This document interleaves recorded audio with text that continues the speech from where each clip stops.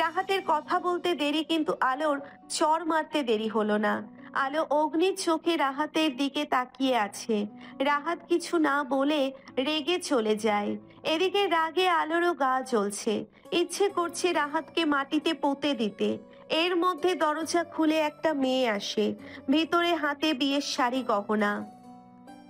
এসব দেখে আলোর মাথায় তৎক্ষণাৎ একটা বুদ্ধি খেলে যায়। মেয়েটা জিনিসগুলো রেখে চলে যেতেই আলো তাড়াতাড়ি দরজা বন্ধ করে দেয়। আলোর রুমে একটা জানালা আছে, ছোট, তবে একজন মানুষ বের হতে পারবে এমন।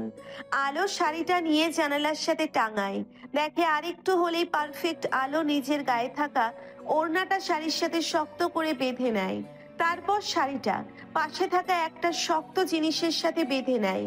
তারপর জানালার কাছে এসে দাঁড়ায়। জানলাটা পুরো খোলা ছিল। আলো একটা দীর্ঘশ্বাস ফেলে শাড়ি ধরে ধীরে ধীরে নামতে থাকে। ওর খেয়ালও রাখতে হচ্ছিল বেবির, যেন কোনো আঘাত না লাগে। আগে কিছুক্ষণের মধ্যে নিচে নেমে যায়। নিচে নেমে একবার উপরে তাকিয়ে সোজা দৌড়াতে থাকে। আলো বেশ বুঝতে পারছে এখান থেকে বের হতে হলে ওকে বেশ বেগ পেতে হবে। আলো ওর কাছে থাকা ফোনটা খুলে তখন বিছানার পাশে নজর পড়ে। তখন আলো ফোনটাও নিয়ে আসে সাথে করে। রাহাত আলোর রুমের সামনে এসে দরজা খুলতে গিয়ে দেখে দরজা ভিতর থেকে বন্ধ। কিছুক্ষণ ধাক্কা দেওয়ার পরও আলো যখন দরজা খোলে না, তখন রাহাতের সন্দেহ হয়। জোরে জোরে কয়েকটা লাথি দেওয়ার পর দরজা খুলে যায়। রাহাত ভিতরে ঢুকে দেখে আলো কোথাও নেই, জানলার সাথে শাড়ি ঝুলছে। রাহাতের বুঝতে বাকি নেই আলো পালিয়েছে। জোরে একটা চিৎকার দেয়, আলো! এরপর সব লোকদের আলোকে খুঁজতে লাগিয়ে দেয়, সাথে নিজেও আলোকে খুঁজতে থাকে। অন্যদিকে আধার কার ড্রাইভ করছিল। এমন সময় ওর ফোনে আননোন নাম্বার থেকে কল আসে। আধার তাড়াতাড়ি রিসিভ করে বলতে যায় না কে কল করছে।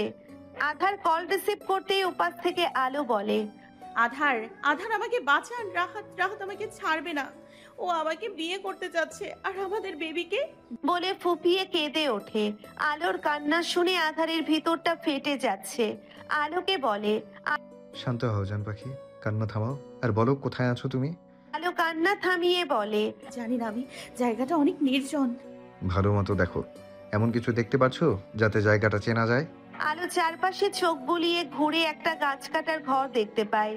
আধার, দূরে একটা গাছ কাটার ঘর আছে। আর কিছু বলার আগেই রাহাত আলোকে দেখে ফেলে আর চিৎকার দিয়ে বলে, আলো, এবার কোথায় পালাবে? রাহাতের গলা শুনে আলো আবার দৌড়তে থাকে।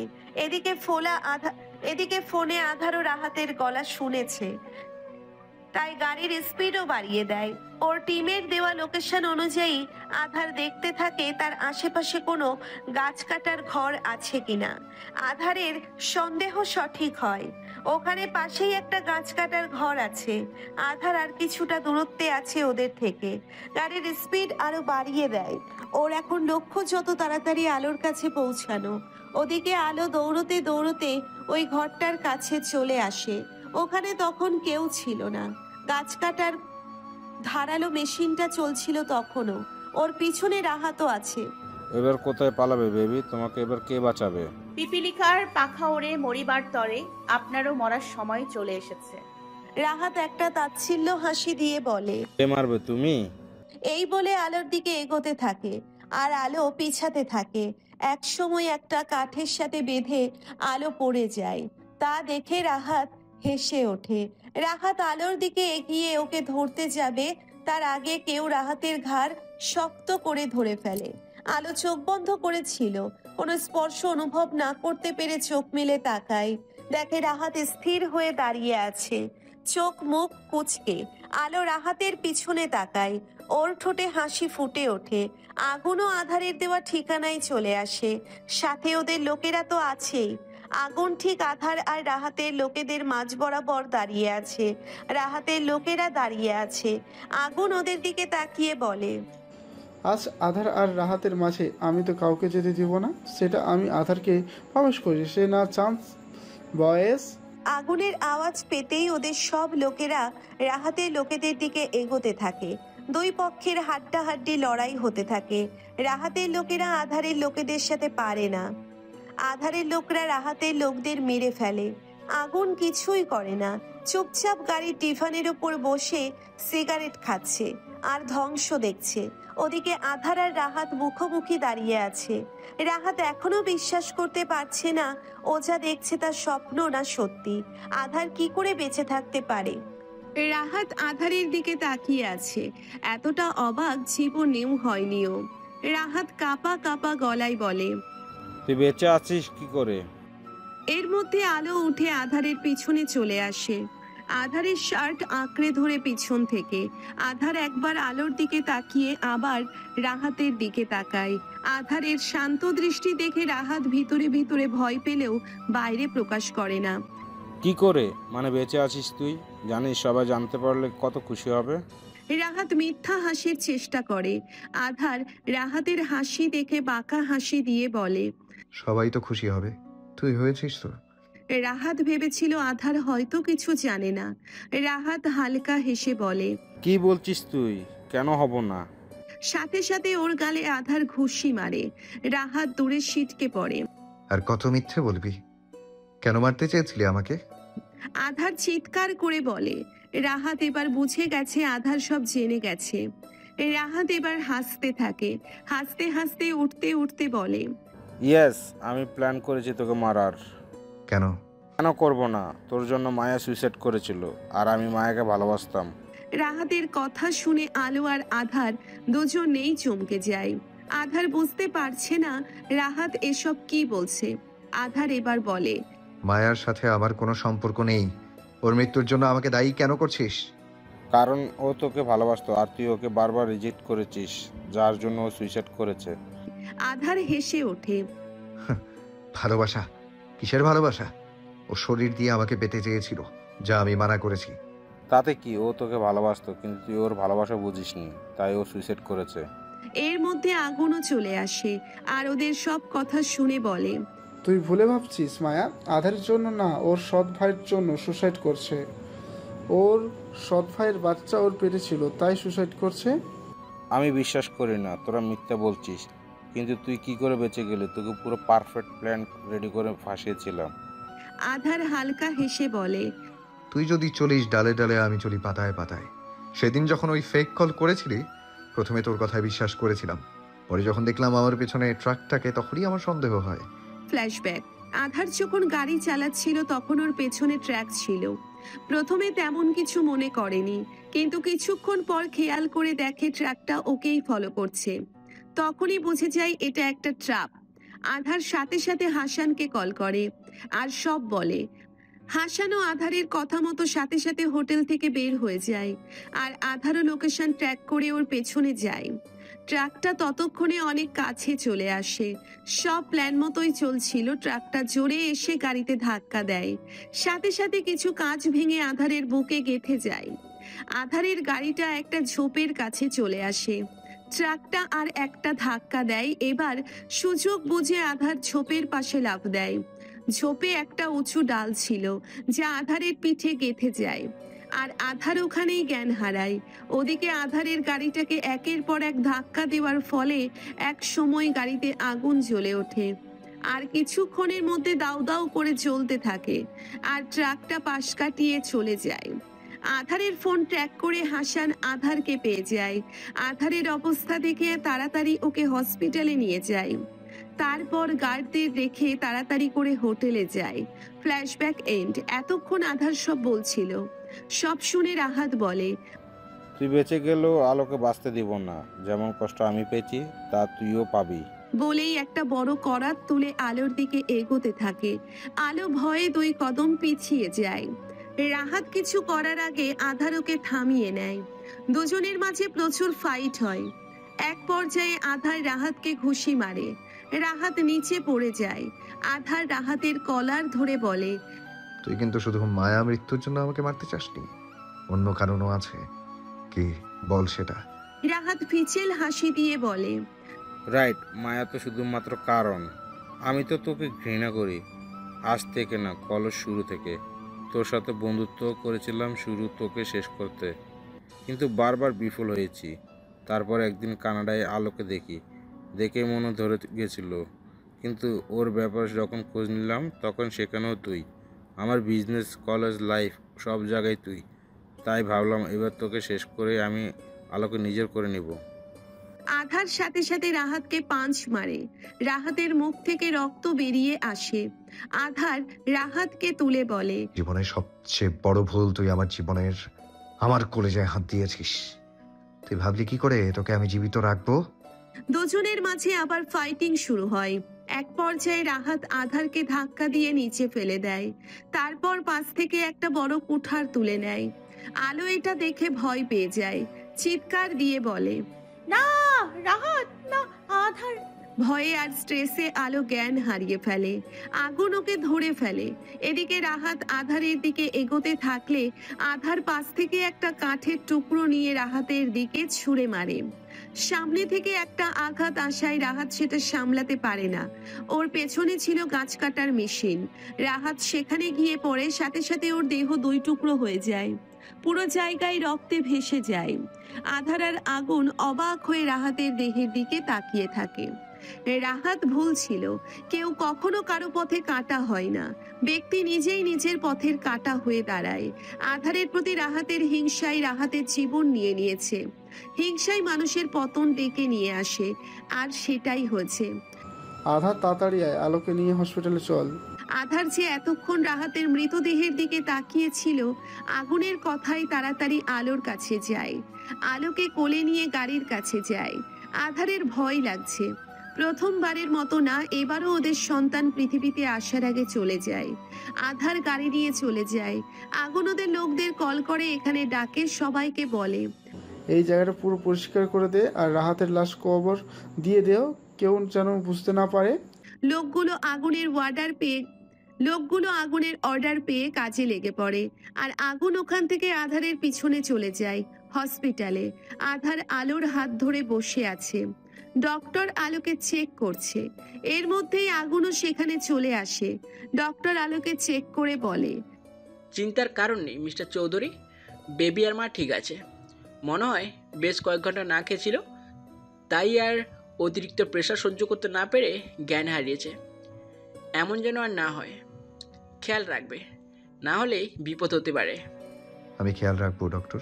ওনার লাইন শেষ হলে কিছু খাইয়ে ওনাকে নিয়ে যেতে পারেন, আর 15 দিন পর পর চেক আপ করতে নিয়ে আসবেন। ওকে ডক্টর। ডক্টর চলে যায়। আধার আগুনকে বলে, আলোর জন্য স্যুপ নিয়ে আয়। আগুন আলোর জন্য স্যুপ নিয়ে আসতে যায়। আর আধার আলোর হাত ধরে ওর দিকে তাকিয়ে থাকে। আধারের চোখে পানি ছলছল করছে। কিছুক্ষণ পর আলো পিটপিট করে চোখ মেলে তাকায়। হাতে গরম কিছুর অনুভব হতেই পাশ ফিরে দেখে আধার আলোর হাত ধরে আছে। ওর চোখ থেকে পানি গড়িয়ে পড়ছে। আলো অপর হাত দিয়ে আধারের চুলে হাত বুলিয়ে দেয়। চুলে কারো স্পর্শ পেয়ে আধার ভিজে চোখে আলোর দিকে তাকায়। আলো আধারকে দেখে আলতো হাসি দেয়। সাথে সাথে আধার আলোকে শক্ত করে জড়িয়ে ধরে বাচ্চাদের মতো কেঁদে দেয়। আলোর চোখ থেকেও পানি গড়িয়ে পড়ে। আধার আলোকে জড়িয়ে ধরেই বলে, আজ তোমার কিছু হয়ে গেলে আমি মরেই যেতাম জান পাখি। তাহলে আমার ফিরে আসাই বৃথা হয়ে যেত। তোমাকে আর বেবিকে কিচ্ছু হতে দেবো না, আমি কিচ্ছু না। কথাগুলো বলে আধার আবার আলোকে জড়িয়ে ধরে। আলো কিছু বলতে পারছিল না, চুপচাপ আধারকে কাঁদতে দিচ্ছিল। বাচ্চাদের মতো আলোকে জড়িয়ে ধরে কাঁদছিল আধার। আলো মনে মনে ভাবছিল ভাগ্য করে একটা স্বামী পেয়েছে ও। কয়জন এমন করে তার স্ত্রীকে হারানোর ভয়ে এমন বাচ্চাদের মতো কাঁদতে জানে? তারা তো ভাবে এতে সমাজের কাছে তারা ছোট হয়ে যাবে, সবাই বউ পাগল বলে খেপাবে। কয়জন পারে সমাজের সকল নিয়ম ভেঙে এমন পাগলের মতো ভালোবাসতে? না, আলো আধারকে ভালোবেসে কোনো ভুল করেনি, তা আধার প্রতিটি পদে পদে প্রমাণ করে দিচ্ছে। আধার আলোকে এখনো জড়িয়ে ধরে আছে। এর মধ্যে আগুন খাবার নিয়ে রুমে আসে। আধারকে এমন দেখে ঠোঁটের কোণে হালকা হাসি ফুটে ওঠে ওর। আধারের অবস্থা বেশ বুঝতে পারছে ও। নিজেও তো আধারের মতো কাউকে পাগলের মতো ভালোবাসে, তাই আধারের অনুভূতিটা স্পষ্ট ওর কাছে। খাবারটা টেবিলের ওপর রেখে ইশারায় আলোকে খেতে বলে চুপচাপ রুম থেকে বেরিয়ে যায় আগুন। আগুন চলে যাওয়ার পর কেটে গেছে কিছুক্ষণ। আধারের কোনো নড়চড় না দেখে এবার আলো বলে ওঠে, বেবি ক্ষুধা লাগছে কিন্তু। আধার সাথে সাথে উঠে পড়ে একবার আলোর দিকে তাকিয়ে পাশ থেকে স্যুপের বোল তুলে নিয়ে আলোকে খাওয়াতে থাকে। আলো মাঝে মাঝে আধারকে খাইয়ে দিচ্ছে। খাওয়ার পর্ব মিটিয়ে আধার আবার আলোর কোলে মাথা রাখে। আলো আধারের চুলে হাত বুলিয়ে দিতে থাকে। আধার শুয়ে থাকা অবস্থায় বলে, এরপর থেকে তোমাকে আমার সমস্ত কথা শুনতে হবে। এতদিন যা করার করে নিয়েছো। মানে কি? মানে হলো এখন থেকে সব নিয়ম কানুন মেনে চলতে হবে। এদিক থেকে ওদিক হলে একটা মারও নিচে পড়বে না। আলো তেতে উঠে বলে, এই আপনি আমাকে মারবেন? ভুল করলে শাস্তি তো পেতেই হবে। আলো এবার ভ্যা ভ্যা করে কেঁদে দেয়। আধার তাড়াতাড়ি করে ওর কোল থেকে উঠে পড়ে। আলোর এমন কান্নাই বেচারা ভয় পেয়ে যায়। জান পাখি, তোমার কোথাও সমস্যা হচ্ছে? পেট ব্যথা করছে? বলো, ডক্টর ডাকবো? আধার উদ্বিগ্ন হয়ে জিজ্ঞেস করে। আলো কাঁদতে কাঁদতে সাগর বানিয়ে ফেলেছে। কাঁদতে কাঁদতে বলে, আপনি আমাকে মারবেন? আধার পুরো বেকুব হয়ে গেছে আলোর এমন কথায়। চুপচাপ বেডের অপর বসে পড়ে আর আলোকে দেখতে থাকে। ওকে যে রোজ এসব সহ্য করতে হবে তার ছোট নমুনা আজ পেয়ে গেছে আধার। আলোর কান্না থামছে না দেখে আধার এবার উঠে ওর ঠোঁটে ঠোঁট ডুবিয়ে দেয়। আলো কিছুক্ষণ স্তব্ধ হয়ে বসে থাকে। আধার এমন করবে বুঝতে পারেনি ও। আলো ওর ঘোর কাটিয়ে আধারের সাথে তালে তাল মেলাতে থাকে। চৌধুরী বাড়ির দরজার সামনে দাঁড়িয়ে আছে আলো আর আধার। শারমিন চৌধুরী দুজনকে বরণ করে তারপর ঘরে ঢোকান। ঘরে ঢোকার সাথে সাথে শারমিন চৌধুরী আধারকে জড়িয়ে ধরে কেঁদে দেয়। আধারও ওর মাকে কিছুক্ষণ জড়িয়ে ধরে রাখে।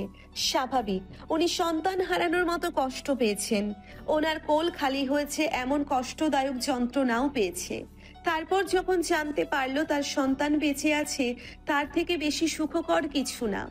সবাই খুশি আধারের ফিরে আসাতে। হাসান সবাইকে সবটাই বলেছে। সব শোনার পর রাহাতের ওপর সবাই খুব রেগে যায়। শারমিন চৌধুরী তো ভেবে পাচ্ছিল না এমন ছেলের সাথে আলোর বিয়ের কথা ভেবেছিল, যে ছেলে তার ছেলের প্রাণ কেড়ে নিতে চেয়েছে। সেই ছেলের সাথে আলোর বিয়ে দিতে চেয়েছিল উনি। ছেলের কাছে কি জবাব দিত? বড়রা সবাই তাদের এই কাজের জন্য অনুতাপে চলছে। আধার যে তাদের উপর রাগ করেনি তা ভাবা ভুল, সেটা সবাই ইতিমধ্যে বুঝে গেছে। আধার কারো সাথেই কথা বলেনি, সবাইকে এড়িয়ে গেছে। প্রথমে এর কারণ না বুঝতে পারলেও পরে ঠিকই বুঝেছে। এই রাগের কারণ কি? রাজিয়া বেগম বলে ওঠে, আচ্ছা, ওরা এত সমস্যার পর বাড়ি ফিরলো, ওদের এখন রেস্টের প্রয়োজন। ওরা ঘরে যাক, বাকি কথা পরে হবে। হ্যাঁ, তোমরা ঘরে যাও। সবার কথা শুনে আধার হাসানকে বলে, হাসান, যা বলেছিলাম করেছো? জি স্যার, আপনার ঘর উপর থেকে নিচে শিফট করে দিয়েছি। ওকে। আধার আর কারো কথার অপেক্ষা না করে আলোকে নিয়ে চলে যায়। আধার যাওয়ার পর আনোয়ার ইসলাম বলে, আদার আমাদের সবার উপর রেগে আছে মনে হয়। সাফওয়ান স্বাভাবিকভাবে বলে, এটা কি স্বাভাবিক নয়? তোমরা ওর ভালোবাসার বিয়ে দিতে চেয়েছিল, তাও ওর মৃত্যুর খবরের 1 মাসের মাথায় ওর রাগটা জায়েজ। সাফওয়ান কথাটা বলে হসপিটালের উদ্দেশ্যে বেরিয়ে পড়ে। আর বাকি সবাই দুপুরের খাবারের আরো নানা কাজে লেগে পড়ে। রুমে এসে আধারকে শক্ত করে জড়িয়ে ধরে। আধারও আলোকে জড়িয়ে ধরে। দুজন এভাবে কতক্ষণ ছিল জানে না। ওদের নিস্তব্ধতা ঘিরে ধরেছে দুজনে। শুধু দুজনের হার্টবিট অনুভব করছিল, যা একে অপরের কাছে এলেই বেড়ে যায়। নিস্তব্ধতা ভেঙে আলো বলে, জানেন আমি তখন কতটা ভয় পেয়ে গিয়েছিলাম। আমার এক মুহূর্তের জন্য মনে হয়েছিল আপনাকে না আবার হারিয়ে ফেলি আমি। আর কখনো এমন করবেন না প্লিজ। আপনি ভাবতে পারবেন না, যখন ওই পুলিশ এসে বলেছিল আপনি আর নেই, আমার পুরো পৃথিবী থেমে যাচ্ছিল। মনে হচ্ছিল পৃথিবীটাই ঘুরছিল আমার। জানেন, সবাই বলছিল আপনি বেঁচে নেই। আমি কিছুতেই সেটা মানতে পারিনি। আর কেউ জানুক বা না জানুক, আমি জানি আপনার কিছু হলে আমি ঠিক বুঝতে পারবো জানেন, সবাই ভাবছিল আমি পাগল হয়ে গেছি। সবাই আমাকে বিয়ে দেওয়ার জন্য উঠে পড়ে লেগেছিল। সবার কথা শুনে একসময় মনে হচ্ছিল আপনি সত্যিই নাই। তাই তো আমি সুইসাইড করার জন্য গিয়েছিলাম। তারপর আবার নিজেকে বোঝানোর চেষ্টা করেছি, কিন্তু তাও মন বুঝলে মস্তিষ্ক বুঝতে চাচ্ছিল না। আপনি বুঝতে পারবেন আধার কতটা মানসিক যন্ত্রণার মধ্যে দিয়ে আমি গেছি। এমন করেন না প্লিজ, তাহলে আমি বাঁচতে পারবো না। আলো কথাগুলো বলতে বলতে কেঁদে ফেলেছে। ওর চোখের পানিতে আধারের শার্টের এক পাশ ভিজে গেছে, আধারের চোখের কোণেও ভিজে গেছে। ও বুঝতে পারছে আলো কতটা মানসিক কষ্ট পেয়েছে। আধার আলোকে সরিয়ে ওর গালে হাত রেখে বলে, আমি কথা দিচ্ছি জান পাখি, এমন আর কিচ্ছু করবো না কোনো দিনও। তুমি কষ্ট পাও, এমন আর কিচ্ছু হতে দিব না আমি। সত্যি? সত্যি জান পাখি। আলো আবার আধারকে জড়িয়ে ধরে। আধার আলোকে জড়িয়ে ধরা অবস্থায় বলে, জান পাখি। বলুন। ওষুধের টাইম হয়ে গেছে, কিছু খেয়ে ওষুধ খেতে হবে তো।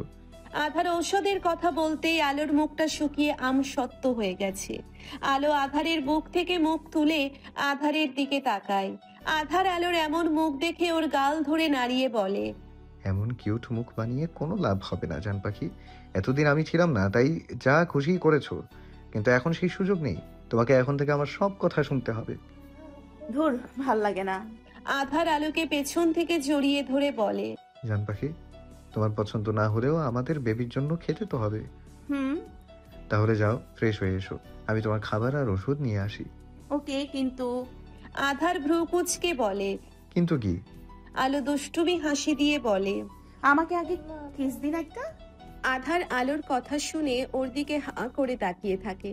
মনে হচ্ছে অনেক বড় ঝটকা খেয়েছে ও। আলো আধারকে ধাক্কা দেয় যাতে আধার ওর দুনিয়ায় আবার ফিরে আসে, আর আলোকে জিজ্ঞেস করে, কি বললে তুমি? আবার বলো। আলো আধারের গলায় হাত দিয়ে প্রায় ঝুলে পড়ে। কেন শুনতে পাননি? কিস করতে বলেছি। তুমি কি করে এতটা রোমান্টিক হলে?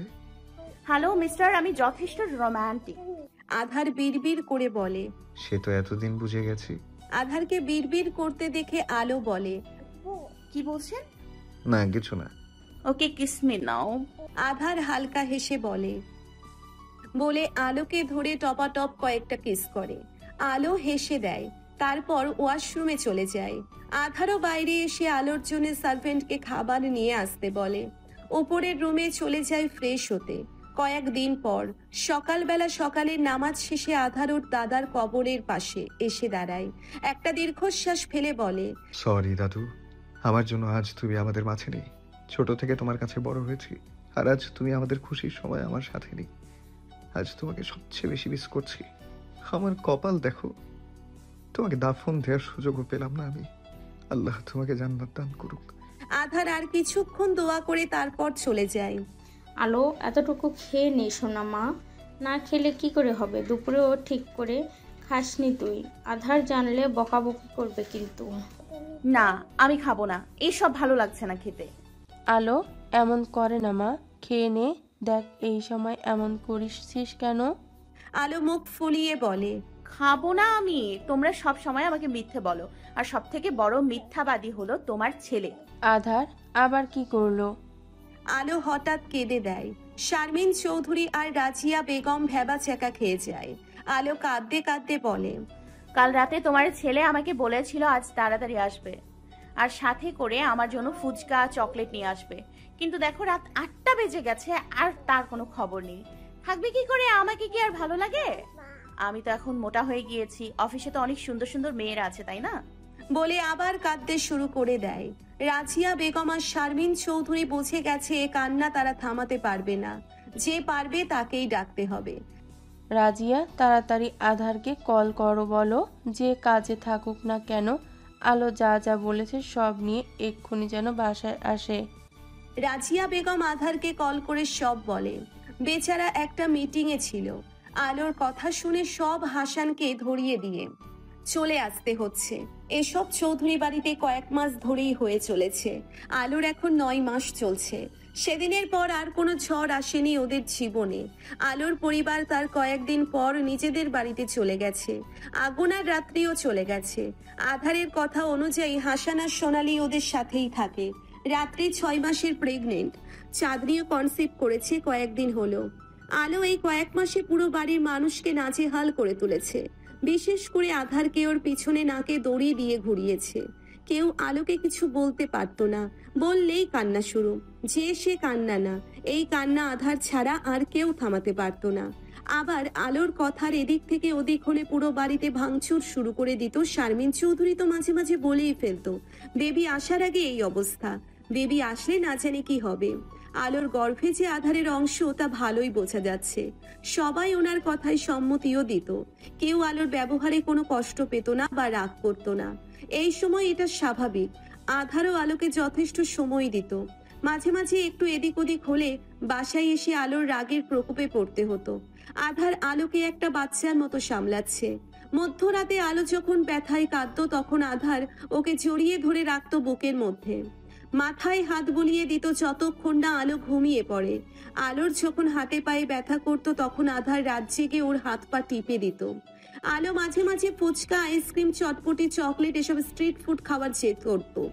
আধার তাই সব ধরনের স্ট্রিট ফুডের দোকান ওর বাগানেই বসিয়ে রেখেছে। এভাবে ওদের দিন কাটতে থাকে। কিছুদিন পর রাতে আলো হঠাৎ ঘুম থেকে জেগে ওঠে। পেটে প্রচন্ড ব্যথা করতে থাকে। পাশে আধার ঘুমোচ্ছে। আজ সারাদিন আধারকে অনেক পরিশ্রমে গেছে, তাই আলো আর ওকে ডাকতে চায় না। ঠোঁটে ঠোঁট চেপে কিছুক্ষণ সহ্য করে নেয়, কিন্তু এক মুহূর্তে আর পারে না। জোরে চিৎকার করে ওঠে। আলোর চিৎকার আধার তাড়াতাড়ি উঠে পড়ে। দেখে আলো ছটফট করছে। আধারের বুঝতে বাকি নেই ওর লেবার পেইন উঠেছে। আধার দরজা খুলে তাড়াতাড়ি সবাইকে ডাকে। আধার তাড়াতাড়ি আলোকে কোলে তুলে গাড়ির দিকে এগিয়ে যায়। হাসান তাড়াতাড়ি গাড়ির চাবি নিয়ে আধারের পিছনে যায়, আর সোনালি বাকিদের নিয়ে যায়। গাড়িতে আধারের কোলে মাথা দিয়ে জোরে জোরে কেঁদে যাচ্ছে আলো। আর আধার ওকে শান্তও করতে পারছে না। আধারের চোখেও পানি। আলো এই অবস্থা দেখে আধার মুহূর্তেই সিদ্ধান্ত নেয় যে আলোকে আর বেবি নিতে দেবে না ও। কিছুক্ষণ পর আলোকে হসপিটালে নিয়ে আসা হয়। আলোকে যখন ওটিতে নিয়ে যাওয়া হচ্ছিল, আলো আধারের হাত শক্ত করে ধরে থাকে। আলো আধারকে কিছুতেই ছাড়তে রাজি না। পরে অনেক কষ্ট করে আলোর হাত ছাড়িয়ে ওকে নিয়ে যায়, আর আধার বাইরেই দাঁড়িয়ে থাকে। ইতিমধ্যেই আলোর বাড়ির সবাইও চলে আসে। ওটির সামনে পায়চারি করছে। আধার এক মুহূর্তের জন্য কেউ শান্ত করে বসাতে পারেনি ওকে। বারবার ওটির দিকে তাকাচ্ছে। ওর অস্থির হয়ে উঠছে। আলোর চিৎকারে ওর বুকের ভিতরটা ফেটে যাচ্ছে বারবার। কিছু সময় পর একটা বাচ্চার কান্নার আওয়াজ ভেসে আসে, আর আলোর আওয়াজ আসা বন্ধ হয়ে যায়। একজন নার্স সাদা চাদরে পেঁচিয়ে একটা ফুটফুটে শিশুকে নিয়ে আসে। আধারের সেদিকে কোনো খেয়াল নেই। সে নার্সকে জিজ্ঞেস করে, নার্স, আমার ওয়াইফ? নার্স প্রথমে একটু অবাক হয়, কিন্তু পরে হাসি মুখে বলে সে ঠিক আছে। তারপর আধারের কোলে বেবিটাকে দেয়। আধার তার কোলে আলো আর তার ভালোবাসার চিহ্ন দেখে খুশিতে চোখে পানি চলে আসে। আলতো করে বেবির মাথায় কিস করে, বুকে জড়িয়ে নেয়। আলোকে বেডে দেওয়ার পর আধার আলোর কাছে যায়। বেবিও ওদের মাঝে দেখে। নিজের সন্তানকে দেখে আলোর চোখ বেয়ে পানি গড়িয়ে পড়ে। আলো বেবির কপালে কিস করে, আর আধার আলোর কপালে। এই সুন্দর মুহূর্তের একটা ছবি তুলে নেয় আগুন 5 বছর পর। আমার কোট কোথায় জান পাখি? আমার শার্ট কোথায় মাম্মাম? জান পাখি, মাম্মাম। আলো ফট করে দরজা খুলে ছাছালো গলায় বলে, কি সমস্যা কি দুজনের? খাটের উপর তো শার্ট আর কোট রাখা, আমাকে দেখে সারা বাড়ি মাথায় তুলছো কেন? আধার আর মাহির একজন আরেকজনের দিকে তাকিয়ে বলে, তুমি জানো না আমাকে পরিয়ে না দিলে হয় না? আলো দুজনের দিকে তাকিয়ে অবিশ্বাস্যভাবে মাথা নাড়ায় আর বলে, এক আধার কম ছিল আর একজন এসে জুটেছে। আলো দুজনকেই রেডি করিয়ে দেয়। তারপর দুজনে একসাথে আলোর গালে কিস করে বেরিয়ে যায়। মাহির চৌধুরী আধার আর আলোর একমাত্র ছেলে। মাহির চৌধুরী হুবহু আধারের চরিত্র, আর চেহারা মায়ের মতো। ওর রাগ, কথা বলার ধরন দেখলেই বোঝা যায় ওর শরীরে আধারের রক্ত। রাগ সবসময় নাকের ডগায় থাকে। বাবা আর মাকে ছাড়া আর কাউকে পাত্তা দেয় না। 5 বছর বয়সী মাহির মাত্র স্কুলে উঠেছে, কিন্তু কথাবার্তা শুনলে মনে হয় কত বড়। বিকালে সবাই চৌধুরী বাড়ির গার্ডেনে বসে আসে আর হাসাহাসি করছে। এর মধ্যে একটা 3 বছরের মেয়ে কাঁদতে কাঁদতে আলোর কাছে এসে বলে, চাচি মাহির ভাই আমাকে মারতেছে। এর মধ্যে মাহিরও চলে এসেছে। মাহিরকে দেখে আলো ধমক দিয়ে বলে, এসব কি মাহির? তুমি আবার নূরকে মেরেছো? আমি নিষেধ করেছি না? ওর সাহস হয় কি করে আমার নামে 12টা বাজানো? গম্ভীর মুখে বলে মাহির। তো কি করব আমি? তুই আবার রকেট বলছিস? তোর হচ্ছে আজ। বলে সবার সামনে থেকে নূরের হাত ধরে টানতে টানতে নিয়ে যায়। আর সবাই চেয়ে চেয়ে দেখে। আলো আধারের দিকে তাকিয়ে রাগী চোখে বলে, পুরো তোমার মতো হয়েছে। আধার ভাব নিয়ে বলে, ছেলেটা কার দেখতে হবে তো। সবাই একসাথে বলে ওঠে। আধার চৌধুরীর নূর হলো হাসান আর সোনালীর মেয়ে। আগুন আর রাত্রির 1 বছর হলো বিদেশে গেছে একটা কাজে। ওদের একটা ছেলে হয়েছে, নাম রিয়ান খান। আধার আর আগুনের মতোই রিয়ান আর মাহিরের বন্ধুত্ব। সাফওয়ান আর চাঁদনির চমচ 2 ছেলে হয়েছে, মুরাদ আর মুনতাসির। এই ছোট্ট সংসার নিয়ে চলছে সবার জীবন। রাতে মাহিরকে ঘুম পাড়িয়ে এসে আলো রুমে ঢুকতেই আধারকে কোলে তুলে বারান্দার দোলনায় গিয়ে বসে পড়ে আর আলোর গলায় মুখ ডুবিয়ে দেয়। আলোর আধারকে জড়িয়ে নেয়। কিছুক্ষণ পর আধার বলে, মনে আছে একদিন তুমি আমার থেকে পালানোর জন্য কি করেছিলে? আর আজ তোমাতেই আসক্ত হয়ে গেছি আমি। আমি তো সেই প্রথম থেকে তোমার বিষাক্ত মইনের সাথে ডুবে আছি জান পাখি। আর দিন দিন তা গভীর থেকে গভীর হচ্ছে। আর কেউ কোনো কথা বলেনি। দুজন দুজনকে জড়িয়ে ধরে ঘুমের দেশে পাড়ি জমায়। আর চাঁদের আলো দুজন ভালোবাসার মানুষকে আরো আলোকিত করে তুলছে। বেঁচে থাকুক আধারের আলোর প্রতি বিষাক্তময়ী নেশা।